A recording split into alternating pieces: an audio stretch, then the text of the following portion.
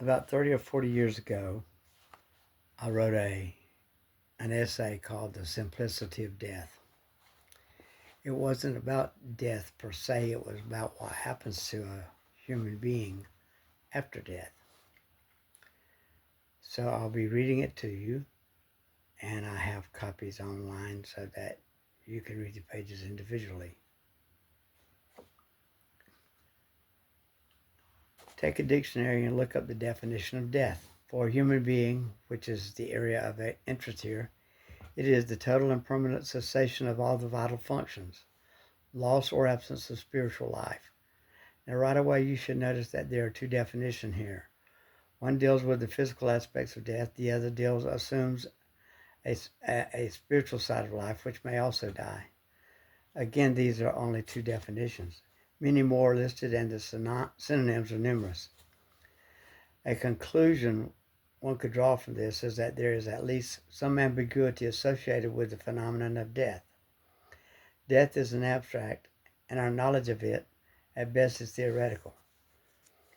As such, the issue of the simplicity of death can be approached from a set of assumptions. If one could guess that there are only a limited number of possibilities associated with the concept of death, then the aversion to and the fear of death may be alleviated somewhat. What assumptions then could be made regarding the possibilities of death? To the intellectual, there appears to be only four scenarios. The first may be the closest in meeting the definition of physical death. That is the total and permanent cessation of all vital functions. If you amend this to say that the death of an entity would result in the end of existence for that being, then you may have a death that would not be necessarily frightful nor unattractive. Let me explain. On a couple of occasions in my life, I have had medical procedures performed on me. These procedures required that I be put to sleep. During one such event, a repair of a deviated septum, I was put to sleep prior to the procedure. The anesthesia was applied intravenously. I had noticed the clock on the wall indicating 12 noon. After a few drops of the solution, I had counted backwards from 100 and had reached about 96 when I lost consciousness. I was awakened, and I soon noticed the clock on the wall. The time then read 2 p.m. 2 hours of lost time had occurred. The only way I was aware of knowing of this passage of time was the clock on the wall and the difference in my senses. They had been packed. I had a revelation. I thought, what if this is what death is like? If death is like that experience, then there is no fear. There's no aversion. This is not to say that death is attractive, but should one be given opportunity to choose a death experience, this would rank among the top choices. This is what I recall from the 2 hours of unconsciousness. Nothing. I did not feel good. I did not feel bad.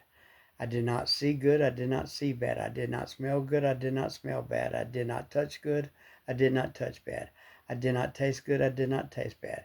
I did not hear good. I did not hear bad. I also did not do any of these things well nor badly. My memory of the experience was that there was no memory. Now let me proceed further. Should I not have awoken from that sleep, and should my condition continue infinitely as it had for those past 2 hours, existence for me had stopped. I was no longer perceptive, that is, aware. Since I was no longer aware, I was no longer aware of goodness nor badness, of good things nor bad things, good feelings nor bad feelings. Being unaware precludes having an opinion of the state of being or unbeing, as the case may be. Concluding, if one ceases to exist and this cessation is defined by loss of awareness, then why should one be frightful? What would be so difficult to accept about such a finish? Now on to page 4. So now you have one possibility, a scenario of death, where there's unawareness and there's no knowing. If this first scenario is wrong, then we may assume that death does not mean loss of awareness. That being the case, we may conclude that death has an aspect of awareness. If we proceed along this logical path, then there are three possible scenarios that may occur. Let's look at this second possibility. You go to hell. Notice I did not capitalize the word hell, for good reason. Here we will explore the transition to a continued existence, but one of continued unpleasantness. This existence may in fact be the literal biblical hell or a lesser horrific environment. Many people will tell you to go to hell, and oftentimes you may feel as if you have gone to hell and or are in hell as of the moment. Again, if you consult most dictionaries, hell is a place most of us do not want to be. So assuming there is a hell, most of us don't want to go there, even for a moment, much less eternity. Therefore, you may form your own personalized interpretations, going on to page 5, as to what hell is. If it is an unpleasant experience, then you would probably be afraid and have a strong aversion to this option. So here's fear, and fear of death in particular. So death is not without some concern. Okay, that's two possibilities. Enough of hell. Now for the third possibility. 3 coming up. We have seen how you may become unaware or suffer the environment of hell upon your death. But what if death is neither of these? What is left to consider? Being human and certainly not all-knowing, there are still some options that come to mind, even to us simpletons. So, scenario number 3, we continue to exist in a manner to which we are accustomed. That is, we have bodies, minds, spirits, brains, arms, and legs, and a place of residence exactly like or somewhat like Earth. This is rather middle ground. That is to say, it is an experience of good and bad, pain and pleasure, peace and violence, etc., etc. I think you get the point. Now, this is attractive to me. I'm so fond of my current life, despite any difficulties, that I could live a million more in different vocations. I do not believe that boredom would find me out. In reflection, number 3 is more acceptable. So there is no aversion here. The fourth scenario is heaven. What's not to like, whether it be the biblical account or a personalized nirvana, utopia, paradise, or other arena of wonder? Heaven is the place people want to go and the place to be. There's always exceptions, but even if there are people who thrive on pain and suffering, perhaps that is what their heaven would be. Some of you may say there are less possibilities than the 4 I've mentioned. Some of you may say there are many, many more than these I have described. Either of these two positions may be the more accurate. True, there may be gradations or variations from the norm in any of the 4 scenarios I mentioned. That being the case, one could argue for an infinite number of possibilities. But even given variations, these 4 scenarios hold the key to one's perception of comfort, acceptability, fear, or distress over the issue of the true meaning and import of death. Now we can return to these 4 options. Which would you choose? What is acceptable to you?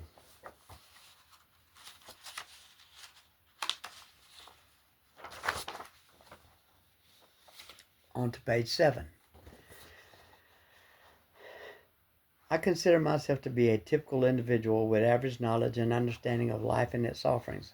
I thoroughly enjoy life, even during the bad times. I've got nothing better going for me. Therefore, I'm not attracted to death, but my assessment of these 4 options have certainly provided me with a calm, peaceful acceptance of the inevitability of the death event and what they may foreshadow. It would seem logical that only one of the transitions is unacceptable, that of hell. The other 3 are certainly either tolerable or downright attractive, as the individual observations may be. If you eliminate the option of unawareness, then the remaining 2 attractive options are earth-like or heaven-like type results. The best of these 4 is obviously heaven-like. The worst of these 4 is hell-like. Although betting is a sin, were you to be prudent and hedge your bet, you would want to place your wager on going to heaven and avoiding hell. Now we come to the essence of dealing with the simplicity of death. The effort we put forth to attain the option of heaven is our own. The lack of effort would provide us with a free ticket to hell.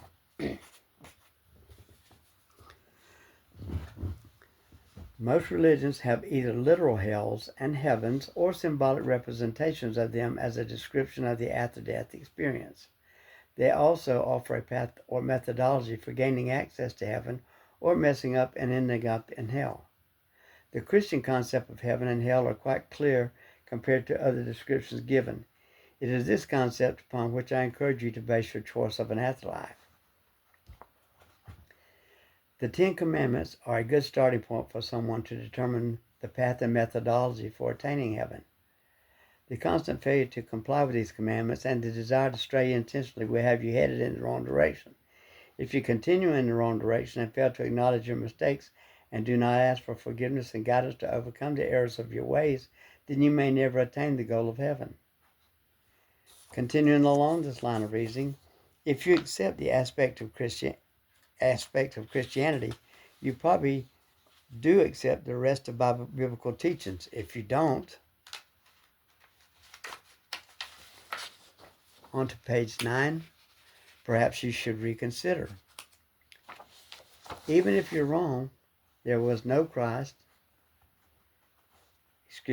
If you're wrong and there was no Christ, no Jesus to come and save us and die for our sins, that we may attain heaven and life ever after, what would be the harm in trying to follow a life's path that otherwise would reflect an effort of good deeds done, courtesy to and respect of others, love for your fellow humans, family, friends, and enemies alike?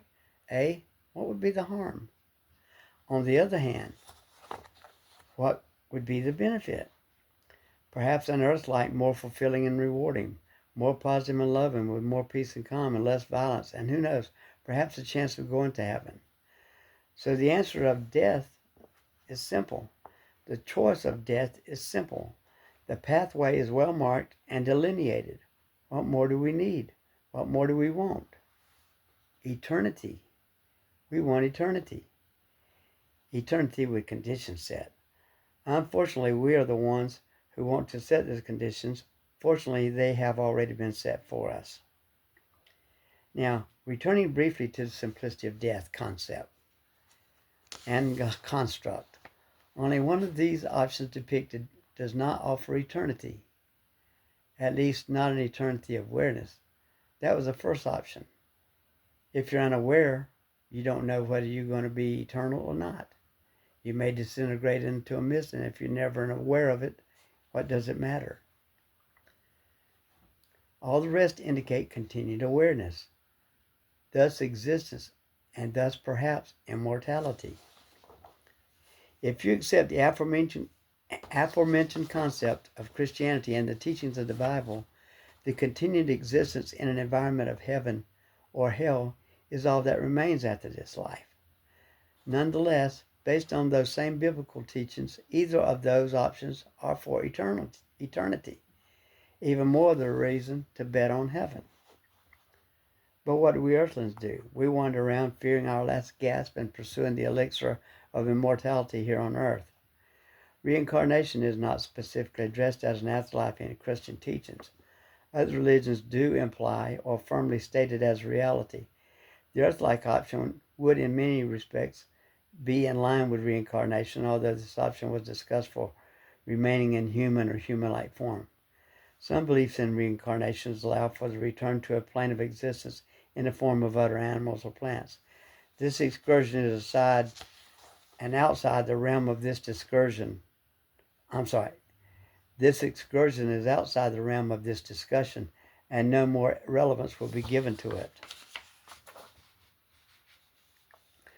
On to the final two pages, pages 11 and 12. But we humans search for this elixir of foreverness in our current state, which we perceive to be terminal. That is, life we perceive to be terminal. This is an error-prone, futile effort to achieve what is already offered and available to you as a Christian.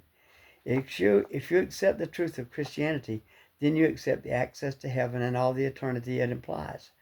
Having looked at the four options of death offered as a Christian Only one is truly acceptable: heaven. Now, if we live to achieve the goal of heaven, we will achieve immortality simultaneously, and eternity will be ours. Therefore, accepting this submission, we are already immortal and eternal. So why should we concern ourselves with the sciences and biologies of today to be considered for that magic potion when we are already immortal? Waste of time, don't you think?